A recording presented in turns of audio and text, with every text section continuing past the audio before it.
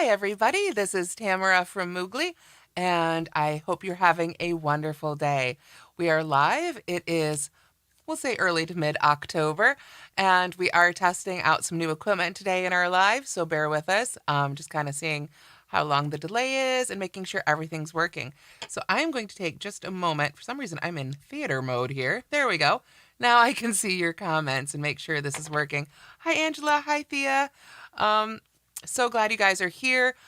If you have any trouble hearing me or seeing me, definitely let me know. Like I say, the technology is something we're still working on fine-tuning. I think we've got it, but, let us know if it's working. Let us know if it's not working. Hi, Julie and Patty and Deanna. Thanks so much for joining us over here.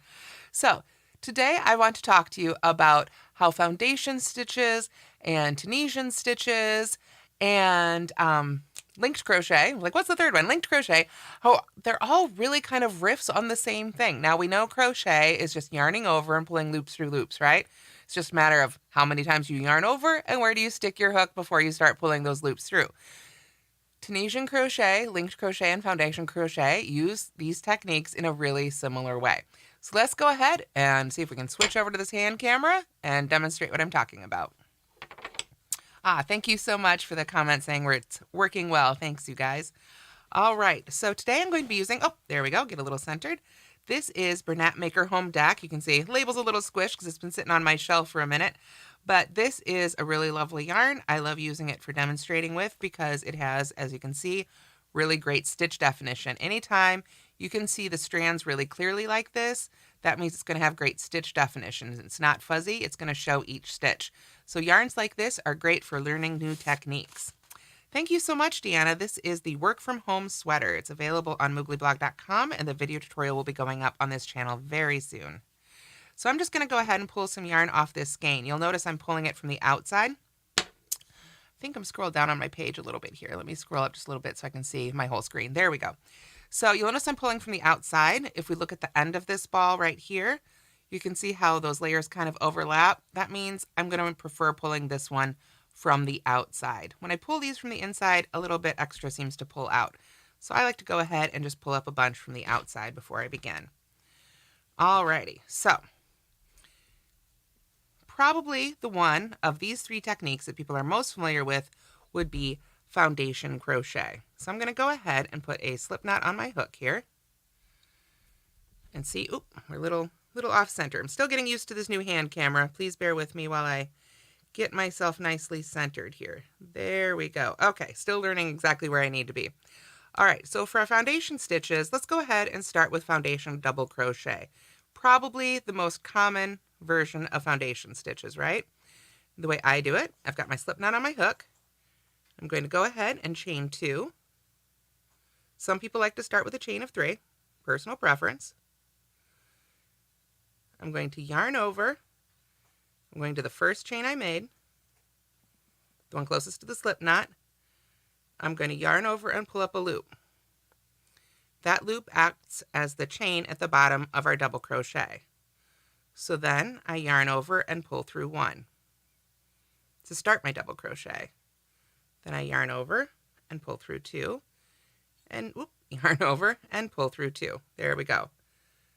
Right? So that is our first foundation double crochet. Then if I'm going to continue making those, I'm going to yarn over. I'm going to go into those bottom 2 loops, the bottom of the previous stitch, yarn over and pull up a loop. That makes the chain at the bottom of the first one. Yarn over, pull a loop through, yarn over, pull through 2, yarn over, pull through 2.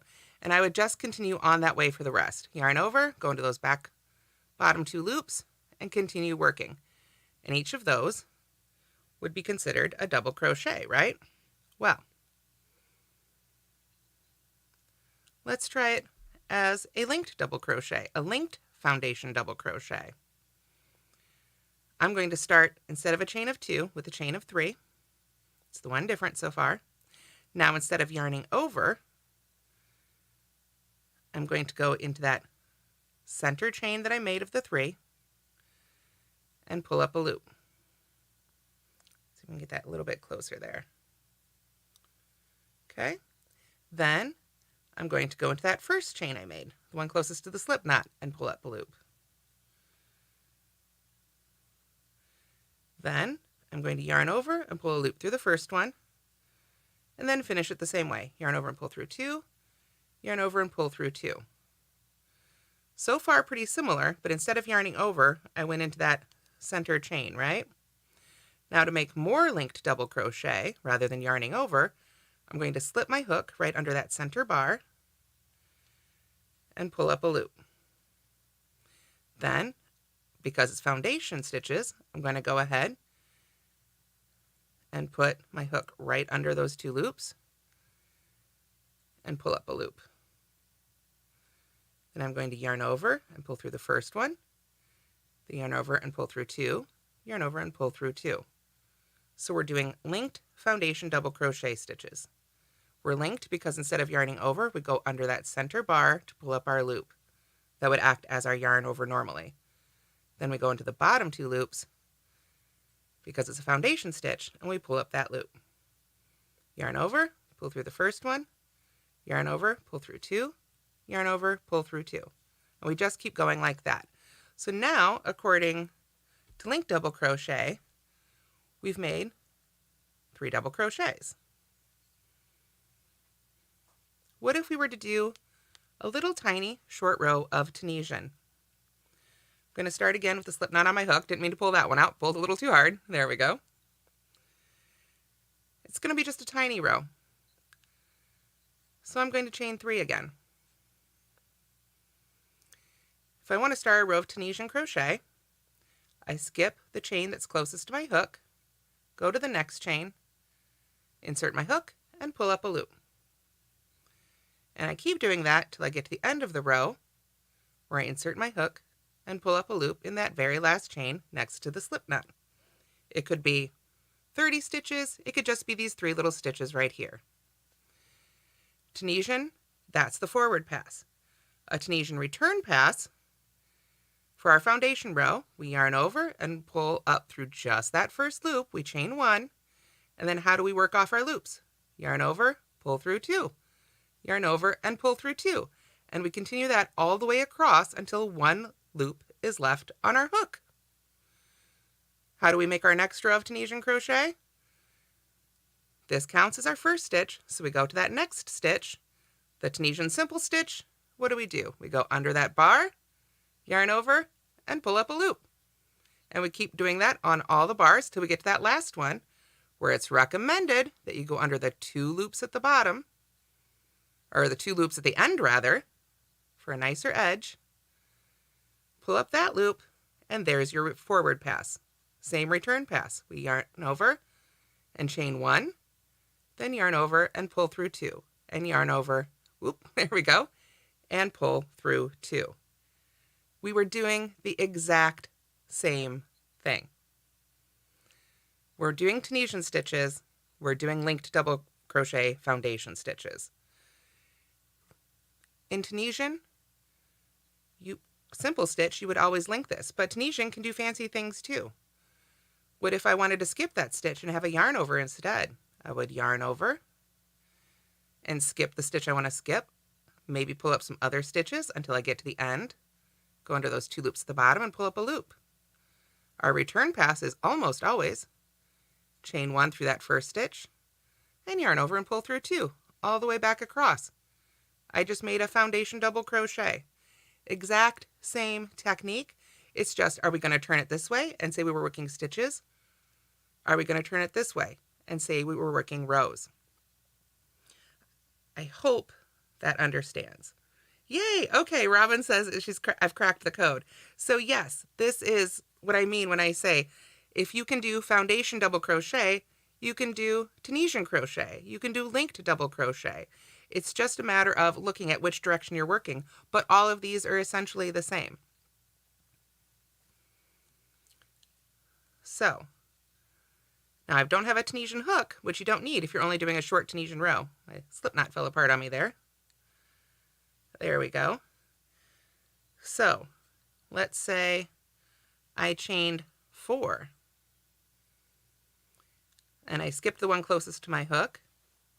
I went into the loop after that, and chain after that and pulled up a loop, chain after that and pulled up a loop, chain after that and pulled up a loop.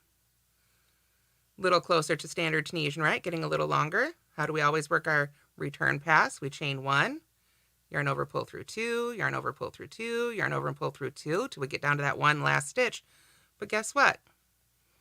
That's also a linked treble crochet. If we went under that bar, just like we do for Tunisian, then under the next bar, get to the bottom, go under both bars, pull up our loop, yarn over and chain 1, work off the rest of those loops in pairs. Now we have linked treble crochet stitches or 2 rows of Tunisian simple stitch. Exact same thing, just work different directions. And then, like I say, the foundation stitches are really yarning over and skipping things. Yarn over twice. Skip all the way to that bottom one. Pull up your loop, yarn over and pull through the first one, then work the rest off in pairs. Whoop, there we go. And we've just made a treble foundation stitch, foundation treble crochet. Exact same technique. Just yarning over and pulling through loops. It's just how you think of it. So if you've made foundation double crochet stitches before, if you've made linked crochet stitches before, you know how to work Tunisian. It's just a matter of direction, literally. Which way are you working? Are these stitches or are they rows? Completely up to you. And that's it. We can go ahead and come back to the other camera. I hope that that makes it a little bit clearer for you guys. It's something that I've been thinking about in my head when I hear people say, gosh, you know, I want to learn how to do linked crochet. It seems really difficult, but look at this great foundation row I did. You already know how to do it. You know how to do these things. If you've always wanted to learn how to do Tunisian, but you don't have the equipment, definitely, first of all, go enter the Lantern Moon giveaway going on my blog right now. It does end in November of 2022, so if you're watching this later, ignore that part. But you don't need a Tunisian crochet hook to do Tunisian, to give it a try. You can grab your regular crochet hook and just make a short row. Don't make it too long. Try some entrelock. Look up that. I am willing to bet, with a little bit of patience, most crocheters who have been crocheting for just a little bit of time can master all of these techniques, because it's really just inserting your hook and pulling up that loop. And it's going to be the exact same, whether it's foundation stitches, whether it's linked stitches, or whether it's Tunisian. They're all just variations on the same thing.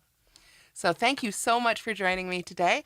Definitely go to the link in the description where I've got great giveaways and all kinds of other things going on Moogly right now, including links to the sweater I'm wearing, which will have a tutorial up here on the YouTube channel as well. So you can look for the work from home cardigan for that. And I hope you guys have a wonderful day, and I will see you all again soon. Bye, everybody.